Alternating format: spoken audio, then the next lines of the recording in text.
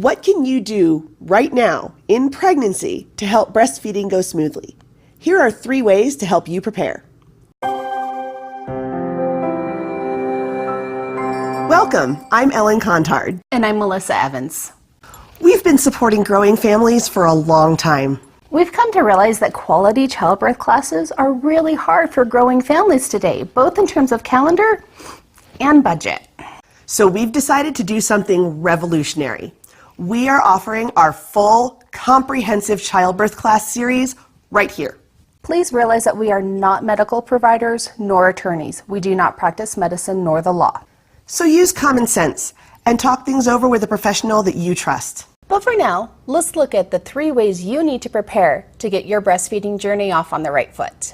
The first way that you need to prepare is through education. There is a plethora of books on the market that go from right-brained to left-brained, from lighthearted to no sugarcoating, from scientific to emotional. Grab a book that suits your style and give it a good read. If you don't have time for that right now, just make sure to have one on hand as a reference in case you need help later. There are links in the description to books that would hit just about any learning style. If you have a Leche League group that meets in your area, go start attending those. Yes, even during pregnancy. Leche League is a volunteer-run, mother-to-mother support group. That means it's not a class or a lecture, but those volunteers are happy to answer questions via phone and email as well.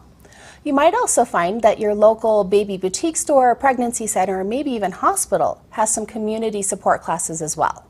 A second way to prepare is to build your community. Your local breastfeeding support groups can be great for that too. They can be a beautiful way to learn, to troubleshoot, and really just to normalize breastfeeding.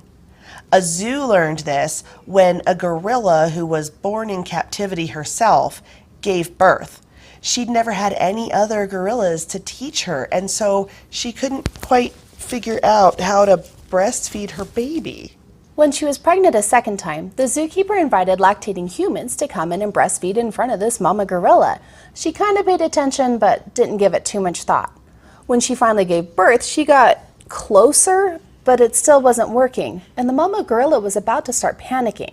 So the zookeeper made a frantic phone call to one of those humans who came in and showed this gorilla how to latch on. And this time the gorilla paid attention and she was able to figure it out and breastfeed successfully.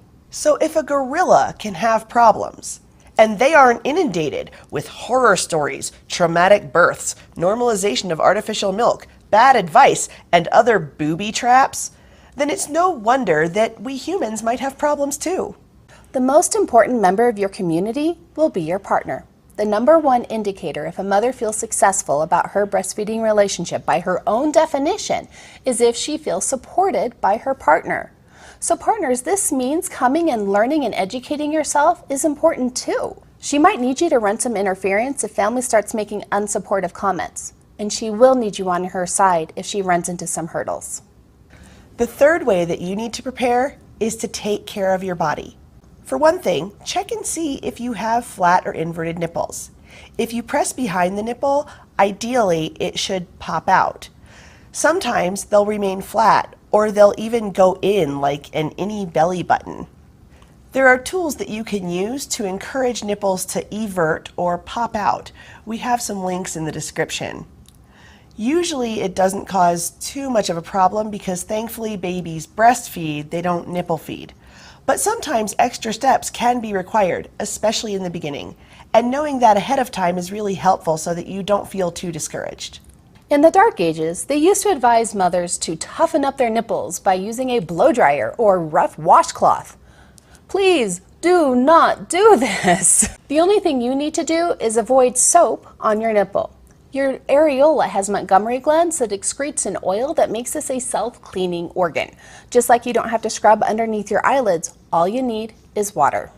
Another way that you can stack the deck in your favor when it comes to breastfeeding is to prepare for a birth that doesn't interfere with it.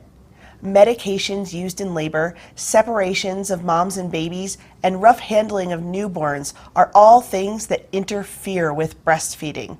Learning about interventions and newborn procedures now can help you make decisions that will facilitate your nursing career. There are the 3 ways you can start to prepare for breastfeeding now, and things to consider about your birth as well. What have you already done? What just got put on your to-do list? Let us know in the comments. We love reading your stories. Please like this video and share it with all of your pregnant friends. And do remember to subscribe. We'll be posting new classes every Tuesday and Friday, and we don't want you to miss out. Until next time, Know your options. own your birth.